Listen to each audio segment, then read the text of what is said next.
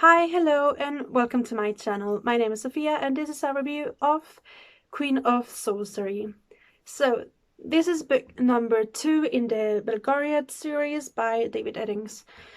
And I'm not actually gonna tell you what it is, it just continues like where it left in the first book. There's a lot of traveling, there's a lot of magic, there's a lot of new characters, and yeah, that's basically what the book is. I'm just gonna get deeper into it now. So this will seem like a rant review, okay, because I know I have a lot of things I didn't like in this book, but in general I actually kind of really enjoyed it. I actually gave it 4 stars.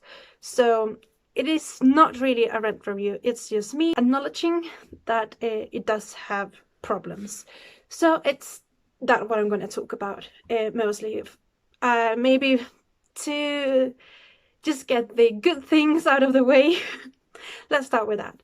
So the pacing in these books, they're kind of fast. Like there's a lot of things happening, and there's not much time in each place. Like they just have to go forward all the time because they're searching for this person, so they can't be in one place for a long time.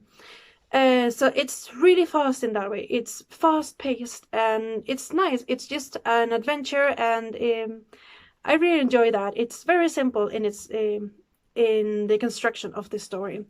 So I really enjoy that, and that is what makes me like these books more than they probably should, because of the things I'm gonna tell in a moment. And yeah, there's nothing much apart from that. It's just very fast paced, and you go from one place to the other, basically from one chapter to the other. You have maybe 2 or 3 chapters in one place, and then you go on to the next one. There's like 30 chapters, so you can guess how many places they go to. There's a lot of action, which is exciting. I'm not actually that good at imagining scenes or things like that. So if you are able to do that and like action and can imagine that, just this is the book for you, I guess, or one of them, since it's the second one. And I think that's basically what I like. It's just that, and the characters are also kind of really sweet, even though, and this is where the bad part comes now, their interactions are a bit weird sometimes. Like there's characters that have known each other for a long time, and they are joking and being sassy and all that stuff with each other. And once they get to know the other characters, they get like integrated in the group, so they start joking with them too. That is fine and all, but what is really weird is that they really try to be this really funny and snarky persons and personalities. I'm thinking mostly of a character named Silk, which is like described as a rat-like person. Um, yeah, and he's trying all the time to be this funny person that laughs at other persons, but like not in a malicious way, but more in like, haha, you fell kind of way. Like, I hope you didn't hurt yourself, but it was funny while you were just, well, the thing was happening, basically, right? So he's that type of person, and I'm mostly thinking of him when I say this, that his conversations with other people are just a bit forced, I feel like. And there was this other scene almost at the end of the book where these 2 characters are talking, and one of them is, both are childs, but they suddenly don't act their age, and one knows way too much than the other one, without, like, you can maybe imagine that another person, which they were talking about, have told them certain things, but doesn't seem like that. Like the relationship with the other person doesn't seem like that deep either. So it's just a bit weird that they know things they shouldn't. And yeah, just the conversations are just a bit weird at times. And talking about women, this is the thing I saw the most from the half part to the end, and that is the sexualization of women. We know this book was written in the 80s and all that, which is completely fine, and but the thing is that it's not like they don't sexualize, the characters don't sexualize, so I'm not sure if it's me just imagining it, or if the actual author was sexualizing these women in a really weird and complicated way. So it's mostly based on the clothes the women wear. So the main character, Garion, comes from this country in which prude is not the word, but like they're very conservative when it comes to the body and like seeing each other's bodies. But there's these other characters, one in particular I'm thinking about. I can't pronounce her name because it's impossible. Not even when I'm reading in my head, I can't pronounce it. So this character, she comes from a country in which like seeing each other naked is not an issue, because there's this big public bath that obviously everybody can use, so they see each other constantly naked, and it's not a weird thing. So there's this one scene which both of these are going to take a bath, and Garion, the main character, goes in first, and the girl suddenly appears, and he's just very shy, and when the girl is just like, oh no, it doesn't matter, you can look at me, who cares, haha. And he's just, the character is kind of like, I don't want to see it, that's just, ooh, no, don't do that. You know, I don't know if I'm expressing this well. But in any case, that is a way, and also the clothing mostly. There's a moment where she changes her clothes, and they are kind of see-through. Not all of it, I'm guessing, but some parts are. And they are described as a bit obscene in a way. And that same thing happens with another woman that is the queen of this other country. And she wears these more revealing clothes, and they are also described as more obscene and more sexual. So this is something I'm mentioning just because it doesn't really happen with men. They don't have these sort of comments in which they are sexualized in, like, because they're too revealing or something like that. That just doesn't happen. So I'm mentioning it because of that.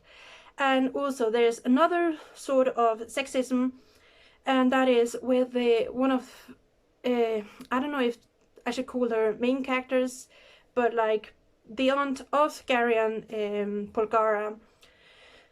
She also gets like kind of sexualized in a way, but like in a completely different way than the two other women. It's also like women are not, they don't appear too much in this book, to be honest.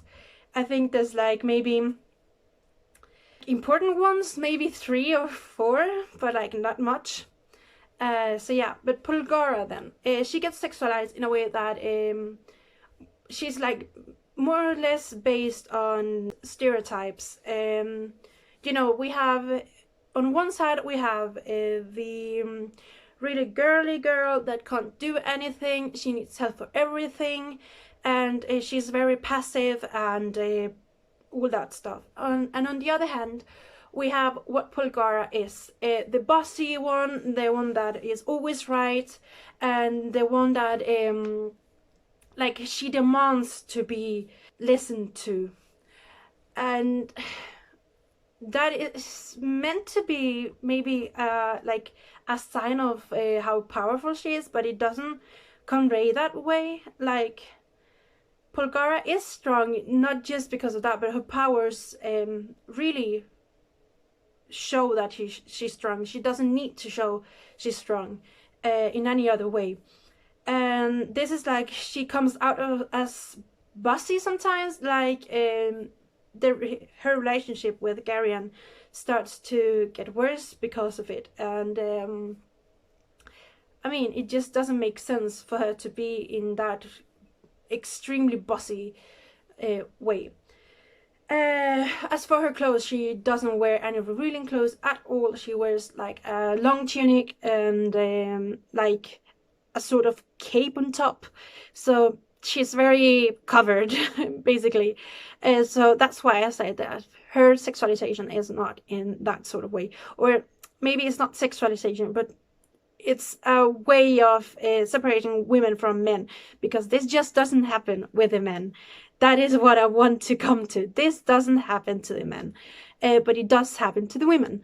So apart from that, we have one scene that I was just a bit, I wasn't sure if I should comment on it, but I will just, because why not, basically.